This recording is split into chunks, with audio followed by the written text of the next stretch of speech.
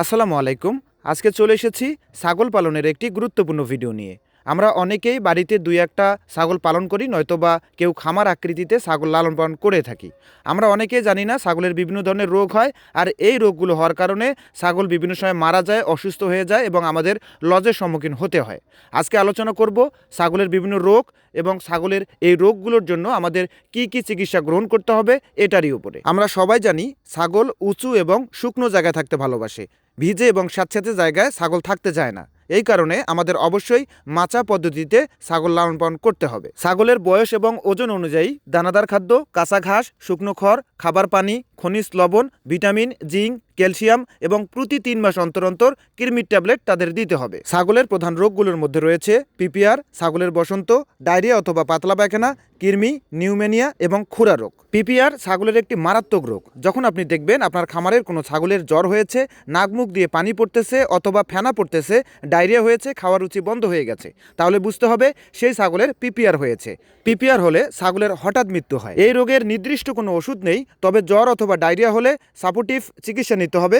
অসুস্থ ছাগল অবশ্যই আলাদা রাখতে হবে। প্রতি বছরে ছাগলকে পিপিআর টিকা দিতে হবে, এটা সব থেকে বেশি জরুরি। আপনি যদি দেখতে পারেন আপনার খামারের কোনো ছাগলের গুটি গুটি ভাব হয়েছে বা ফুসকুড়ির মতো হয়েছে, জ্বর হয়েছে অথবা শরীরটা অনেক দুর্বল, তাহলে বুঝতে হবে সেই ছাগলটির বসন্ত হয়েছে। তাৎক্ষণিকভাবে ক্ষতস্থানে অ্যান্টিসেপটিক, সেকেন্ডারি ইনজেকশন হলে অ্যান্টিবায়োটিক, এটা ভেটেরিনারি ডাক্তারের পরামর্শ নিয়ে তারপরে আপনাদেরকে দিতে হবে। এই জন্য প্রতি বছর ছাগলকে গেট পক্স টিকা দিতে হবে। ছাগলের ডায়রিয়া অথবা পাতলা পায়খানা হওয়ার মূল কারণ নোংরা খাবার, হঠাৎ খাবার পরিবর্তন করা, এর কারণেই ছাগলের ডায়রিয়া হয়। ডায়রিয়া হলে ছাগলকে ওটস স্যালাইন খাওয়াইতে হবে, পরিষ্কার পানি দিতে হবে, প্রয়োজনে ডায়রিয়া নিয়ন্ত্রণের ওষুধ দিতে হবে। আপনার খামারের ছাগলকে ডায়রিয়া থেকে বাঁচাতে হলে পরিষ্কার খাবার এবং পানি দিতে হবে, নিয়মিত কৃমিনাশক ওষুধ দিতে হবে। আপনি যদি দেখতে পারেন আপনার খামারের কোনো ছাগলের ওজন কমে যাচ্ছে, লোম রুক্ষ রুক্ষ ভাব, শরীরে দুর্বলতা এবং ডায়রিয়া, তাহলে বুঝতে হবে সেই ছাগলের কৃমি হয়েছে। এই কারণে প্রতি 3 থেকে 4 মাস অন্তর অন্তর ছাগলকে কৃমিনাশক ওষুধ খাওয়াইতে হবে। ছাগলের যদি সর্দি, কাশি, জ্বর, শ্বাসকষ্ট এবং নাক দিয়ে পানি পড়ে, তাহলে বুঝতে হবে ছাগলটির নিউমোনিয়া অথবা ঠান্ডা লেগেছে। এই জন্য ছাগলকে আমাদের অবশ্যই উষ্ণ এবং শুকনো জায়গায় রাখতে হবে,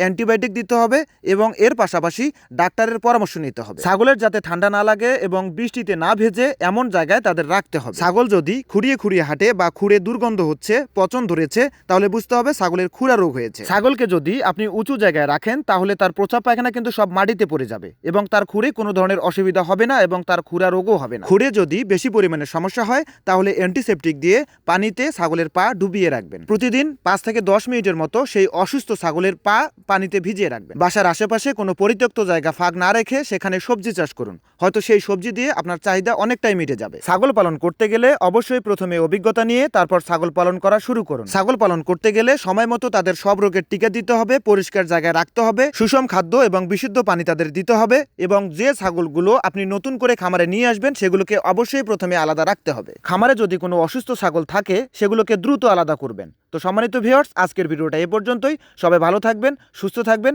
দেখা হবে পরবর্তী আর একটা কোনো ভিডিওতে। খোদা হাফেজ।